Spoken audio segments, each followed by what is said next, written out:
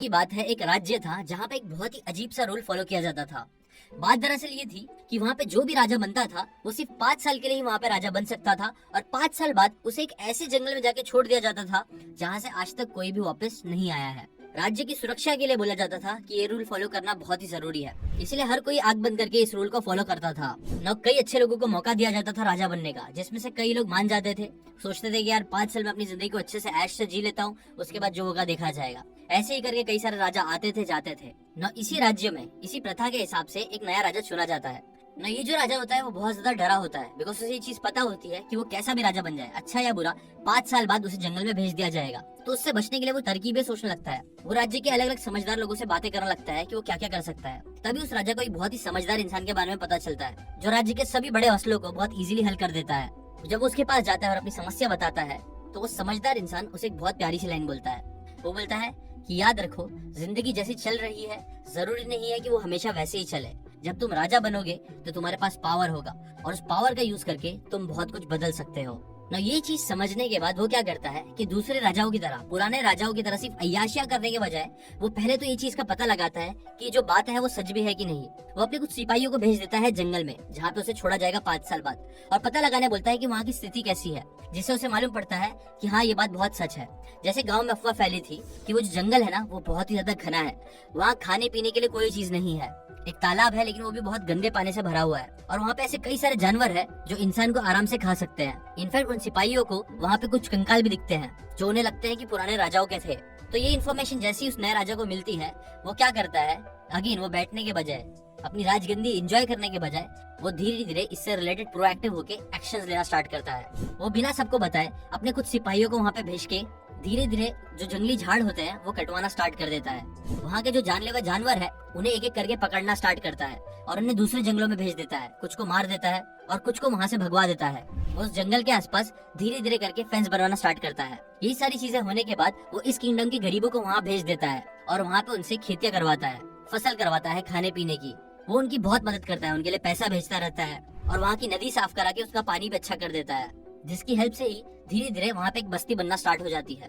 कुछ साल बाद वो वहाँ पे रोड बनवाना स्टार्ट कर देता है जो कई सारे बड़े बड़े शहरों से मिली होती है, जिसके जिससे धीरे धीरे क्या होता है कि वो एक जंगल धीरे धीरे एक गाँव बन जाता है और गाँव से फिर वो एक शहर बन जाता है जहाँ कोई भी इंसान आराम से अपनी जिंदगी बिता सके।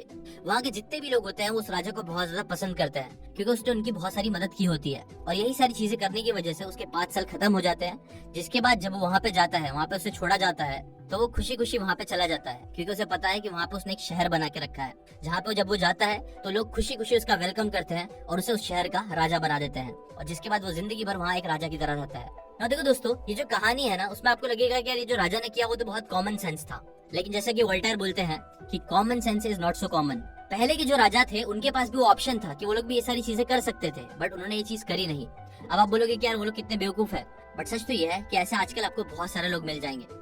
बहुत सारे लोगों को आज पता है कि वो लोग जिस हिसाब से जिंदगी जी रहे हैं, कुछ सालों बाद उनको बहुत ज्यादा प्रॉब्लम हो सकती है, उनकी हेल्थ खराब हो सकती है, उनको फाइनेंशियल प्रॉब्लम्स आ सकती है, उनका रिलेशनशिप खराब हो सकते हैं, वो एक सैड लाइफ की तरफ बढ़ रहे होते हैं, उन्हें पता होता है, बट स्टिल वो लोग इस बारे में कुछ भी नहीं करते हैं और धीरे धीरे आप बोल सकते हैं उन राजाओं की तरह मौत की तरफ बढ़ते रहते हैं। देखो, एटॉमिक हैबिट्स के ऑथर जो है ना, जेम्स क्लियर, वो बोलते हैं कि दुनिया में 2 तरीके के लोग होते हैं। स्टोरी के एग्जांपल से बताओ तो उन राजाओं की तरह भी 2 तरीके के लोग होते हैं। मैक्सिमम लोग उन राजाओं की तरह होते हैं जो अभी में जीते हैं, अभी में अय्याशी करते हैं, उनके पास जो भी चीज है अभी में मजे करने की कोशिश करते हैं और फ्यूचर का जरा भी नहीं सोचते हैं, जैसे जिंदगी जहाँ लेके चले जाए वहाँ चले जाते हैं। और दूसरी तरफ बस कुछ लोग होते हैं जो समझदार राजा की तरह होते हैं, जिन्हें पता होता है कि आगे उन्हें बहुत ज्यादा प्रॉब्लम फेस करनी पड़ सकती है, वो मर भी सकते हैं, इसलिए लोग पहले से उस चीज की तैयारी करने लग जाते हैं। जो भी इस चीज उनके हाथ में है एटलीस्ट वो करने की कोशिश करते हैं, और कई बार ये चीज करने की वजह से वो लोग अपनी जिंदगी पूरी तरीके से बदल भी देते हैं। अपना फ्यूचर वो लोग बदल देते हैं जिंदगी को अपने हिसाब से डिजाइन करके।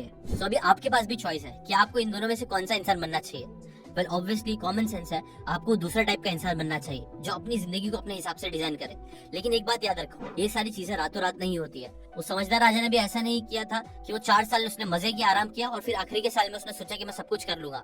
अगर वो वैसा करना चाहता तो कुछ नहीं होता था और वो भी पक्का मर जाता। उस राजा ने भी पहले दिन से ही धीरे धीरे एक्शन लेना स्टार्ट करे, धीरे धीरे एक एक करके चीजें की, जो चीज आपको भी करना चाहिए। आपको भी डेली अपने आप को बस 1% बेटर बनाने पे फोकस करना चाहिए। अगर आप ये चीज कंटिन्यूअसली करोगे तो आप कुछ सालों में इतने बदल जाओगे, इतने पावरफुल बन जाओगे कि लोग आपको पहचान भी नहीं पाएंगे। अब वो कैसे करना है? वेल उसके लिए मैं आपको एटॉमिक हैबिट्स के कुछ बहुत ही पावरफुल प्रिंसिपल्स बताने वाला हूँ, जो मैंने खुद अपनी लाइफ में अप्लाई किए हैं चेंजेस लाने के लिए। और आपको वीडियो के एंड में मैं अपने टीम मेंबर की भी बात बताऊंगा कि कैसे उसने इन प्रिंसिपल्स का यूज किया अपनी लाइफ को बेटर बनाने के लिए। तो वीडियो का एंड तक जरूर देखना, बहुत काम का वीडियो होने वाला है। अभी देखते हैं उन पावरफुल प्रिंसिपल्स को जो आपको 1% बेटर बनने में बहुत इजीली हेल्प करेगा। येल यूनिवर्सिटी में साइकोलॉजी ऑफ एजिंग के ऊपर एक स्टडी करी गई थी, जो स्टडी पूरे 23 इयर्स तक चली थी। स्टडी में बेसिकली ये करा जाता था कि कई लोगों से ये बात करा जाता था, उनसे पूछा जाता था कि उनकी जो बढ़ती हुई उम्र है उसे वो कैसे देखते हैं। 9 लोगों से जब ये पूछा जाता था तो मैक्सिमम लोग 2 में से एक तरीके की ही रिप्लाई करते थे। पहला ग्रुप वो था जो एजिंग के बारे में बहुत पॉजिटिव बातें करता था कि कैसे वो लोग बड़े होते जा रहे हैं, वो जिंदगी को बहुत पीसफुली देख रहे हैं, तो उनको जिंदगी में और पीस मिल रहा है, वो स्मार्ट होते जा रहे हैं, उन्हें जिंदगी के तौर तरीके और अच्छे से समझ में आ रहे हैं जो पहले उन्हें नहीं आते थे। इन शॉर्ट आप बोल सकते हो वो अपनी एजिंग को पॉजिटिव लाइट में देख रहे थे। वहीं दूसरी तरफ जो लोग थे वो लोग एजिंग को काफी नेगेटिव व्यू से देखते थे। वो लोग बोलते थे कि यार मेरी बॉडी खराब से खराब होती जा रही है, उम्र के साथ साथ मेरी बीमारियां बढ़ने लग गई है, और ऐसी चीजें चलती रही तो पता नहीं मेरा क्या होगा। बेसिकली उनके बहुत नेगेटिव व्यूज थे अपनी एजिंग को लेके। अब अगर आप पूछो कि स्टडी का आउटकम क्या निकला, तो वेल देखो कि 23 साल की स्टडी से रिसर्चर्स ने ये पाया कि 660 लोगों में से जिन लोगों के एजिंग के बारे में बहुत पॉजिटिव व्यूज थे, वो लोग बाकी पार्टिसिपेंट से ऑन एवरेज 7.6 इयर्स ज्यादा जिए, जो अगर आप इमेजिन करके देखोगे ना तो ऑन एवरेज के हिसाब से बहुत बड़ा नंबर है। और यहाँ एक्सरसाइज, डाइट वगैरह तो इंक्लूड भी नहीं करा गया है। फिर भी सिर्फ पॉजिटिवली सोचने की वजह से आप बोल सकते हो लोगों के 7 साल बढ़ गए जिंदगी के। और इसका रीजन ऑथर बताते हैं क्योंकि अगर किसी चीज को लेके आप पॉजिटिव रहोगे ना तो आप नेचुरली उससे रिलेटेड फिर पॉजिटिव एक्शंस भी लोगे। अगर आप अपनी एजिंग को पॉजिटिवली लेते हो तो आपके दिमाग में आएगा कि यार मुझे ना अभी काफी जिंदगी जीनी है, तो क्यों ना मैं हेल्दी होकर जिंदगी जीऊं, क्यों ना मैं हेल्दी फूड पे फोकस करूं, एक्सरसाइज करने पे फोकस करूं ताकि मैं अच्छा दिखूं। वहीं दूसरी तरफ जो लोग नेगेटिव व्यू रखते थे वो लोग ऐसा सोचते थे कि यार एक दिन तो मरना ही है, तो क्यों ना खा पी के मरा जाए, एक्सरसाइज करने से क्या ही फायदा होने वाला है, जो फिर उन्हें नेगेटिव एक्शंस की तरफ और फोकस करवाता था और उनकी एक नेगेटिव सेल्फ आइडेंटिटी क्रिएट कर देता था। देखो ऑथर बोलते हैं ना कि हमारी आइडेंटिटी बहुत ज्यादा इंपॉर्टेंट होती है। देखो फॉर एग्जांपल जब भी हम लोग कोई चीज सोचते हैं कि हम अपनी जिंदगी में बदलेंगे तो हम लोग का फोकस सिर्फ 2 चीजों पे जाता है, हमारा एक्शंस और हमारे रिजल्ट्स। जैसे कि अगर आपको आपका वेट कम करना है तो आप लोग क्या करोगे, आप एक्शन के बारे में सोचोगे कि हाँ मुझे जिम करना है, मुझे डाइट पे फोकस करना है, और फिर आप रिजल्ट देखोगे आईने में कि कितना मेरा वेट कम हो रहा है, आप वजन करोगे कांटे पे। अगेन फोकस सिर्फ 2 चीजों पे रहता है, जबकि एक तीसरा एलिमेंट पे है जिसके ऊपर ज्यादा लोग फोकस नहीं करते हैं लेकिन करना चाहिए। बिकॉज देखो ऑथर के अकॉर्डिंग है ना, ये पूरा जो चेंज, बिहेवियर चेंज का प्रोसेस होता है ना, वो 3 लेयर्स में होता है, जहाँ रिजल्ट सबसे आउटर लेयर होता है जो सबसे एंड में आता है, जिसके बाद सेकंड लेयर आता है एक्शंस, लेकिन उससे पहले भी एक लेयर आता है जो बुलजाय होता है, वो होता है आपकी आइडेंटिटी। आप उस एक्शंस के बारे में कैसा सोचते हो जो आप ले रहे हो, आपके बिलीव्स क्या है। जब आपकी आइडेंटिटी स्ट्रांग रहती है तो फिर वो आपको एक्शंस लेने के लिए ट्रिगर करती है। अगर आपकी आइडेंटिटी, आपके बिलीव्स, आपकी सोच नेगेटिव है तो वो आपको नेगेटिव एक्शंस लेने पे फोकस करवाएगी, जिसकी वजह से फिर आपको रिजल्ट्स भी नेगेटिव दिखेंगे। जबकि अगर आपके आइडेंटिटी, आपके बिलीफ स्ट्रांग रहेंगे तो उसकी वजह से आप पॉजिटिव एक्शन लेके लॉन्ग टाइम में पॉजिटिव रिजल्ट्स भी क्रिएट कर सकते हो। इसलिए अपने बिलीफ पे हमेशा काम करते रहो। और वो एग्जैक्टली आपको कैसे करना है, मैं उसके लिए मैं जो आपको एंड में स्टोरी बताने वाला हूं ना, जो मेरे टीम मेंबर ने खुद किया है रिजल्ट्स क्रिएट करने के लिए, वो स्टोरी से आपको क्लियर होगा। तो सबसे पहली चीज आपको क्या करना है, आपको एक स्ट्रॉन्ग आइडेंटिटी बनाना है, अपनी पॉजिटिव आइडेंटिटी, अपने बिलीव्स और अपने माइंडसेट को पॉजिटिव बना के। उसके बाद फिर आता है रूथलेस एलिमिनेशन। तो एक बार क्या होता है कि एक बाप अपने बेटे के साथ एक रेस्टोरेंट में खाना खा रहा होता है, जहाँ वो नोटिस करता है कि रेस्टोरेंट की हालत बहुत ज्यादा खराब है, एकदम गंदा सा एनवायरनमेंट, टेबल टूटी हुई है और उसका खाना भी इतना अच्छा नहीं था। जिसके ऊपर उनका बेटा ही बोल देता है कि डैड हम लोग तो गरीब है, पर ये रेस्टोरेंट का मालिक तो अमीर लगता है, फिर भी ऐसे क्यों चला रहा है, इसे सही क्यों नहीं कर देता ना। ये जो बात होती है वो उसके डैड को काफी लॉजिकल लगती है। इसीलिए जब बिल आता है तो वो रेस्टोरेंट के मैनेजर से पूछता भी है कि इस रेस्टोरेंट की हालत इतनी खराब क्यों है। जिसके ऊपर वो मैनेजर बोलता है कि एक्चुअली में ये रेस्टोरेंट इतना अच्छे से चलता नहीं है, इससे हमारा इतना प्रॉफिट नहीं होता है, इसलिए हम लोग इसके ऊपर इन्वेस्ट नहीं करते हैं, इसे अच्छा बनाने के ऊपर फोकस नहीं करते हैं। हमारा जो ओनर है उनका जो मैक्सिमम रेवेन्यू आता है वो जो सामने खड़ी ट्रक है ना उससे आता है, वो जो ट्रक है उससे सामान आता जाता है और उससे उनको प्रॉफिट होता है, इसलिए वो रेस्टोरेंट पे ज्यादा फोकस नहीं करते हैं ना। ये सुनने के बाद वो जो डैड होता है ना वो बाहर जाता है कुछ टाइम बाद और चुपके से जाके वो इंजन में कुछ तो कर देता है, उस ट्रक के कुछ ऐसा कर देता है जिसके बाद वो ट्रक कभी स्टार्ट ही नहीं हो पाती है ना। ये बात को 3 साल बीत जाते हैं। 3 साल बाद उनका बेटा वापस से वही रास्ते से गुजर रहा होता है, तभी वो देखता है कि वो उस पुरानी रेस्टोरेंट की जगह पे एक बहुत बड़ा रेस्टोरेंट बन गया है, जिसे देखकर उसे क्यूरियोसिटी होती है। वो रेस्टोरेंट के अंदर जाता है और ओनर से जाके पूछता है कि यहाँ पे तो पहले एक छोटा सा रेस्टोरेंट हुआ करता था, उसका क्या हुआ। तो वो जो ओनर होता है वो बताता है कि एक्चुअल में ये वही रेस्टोरेंट है, बस मैंने इसे बहुत बड़ा बना दिया है। और फिर जब वो और तहकीकात करता है, पूछता है कि ये सब कैसे हुआ, तो वो उसे बता देता है बातों बातों में। वो बताता है कि कैसे 3-4 साल पहले उसका एक ट्रक भी था जिससे उसे बहुत पैसे आते थे, लेकिन फिर कुछ तो हो गया जिसकी वजह से उसका ट्रक खराब हो गया और उनकी कमाई बंद हो गई, जिसके बाद उन्हें अपना पूरा ध्यान इस रेस्टोरेंट पे देना पड़ा इसकी इनकम बढ़ाने के लिए। और जब उन्होंने ये चीज करना स्टार्ट करी, रेस्टोरेंट पे ध्यान दिया, उसमें चीजें थोड़ी बदली और कस्टमर्स पे फोकस करने लग गए, खाना पे फोकस करने लगे, उसके बाद धीरे धीरे लोगों को हमारा रेस्टोरेंट पसंद आने लग गया और वो बहुत मशहूर भी हो गया। इनफैक्ट ये हमारे शहर का पहला 5 स्टार रेस्टोरेंट बना। इनफैक्ट इसके बाद मैंने 5 और रेस्टोरेंट्स खोले। देखो दोस्तों, आपको पता है ये जो वर्ड है ना प्रायोरिटी, वो ईयर 1400s में इंग्लिश डिक्शनरी में डाला गया था। और जब डाला गया था तो उसका सिर्फ एक ही मतलब था the single most important task. ना 500 सालों तक ये वर्ड सिंगुलर ही रहा, बट फिर 1900s में इसको चेंज करके प्लूरल बना दिया गया और वहाँ पे वर्ड आ गया प्रायोरिटीज, जिसके बाद से आज तक हम लोग प्रायोरिटीज पे फोकस करते हैं।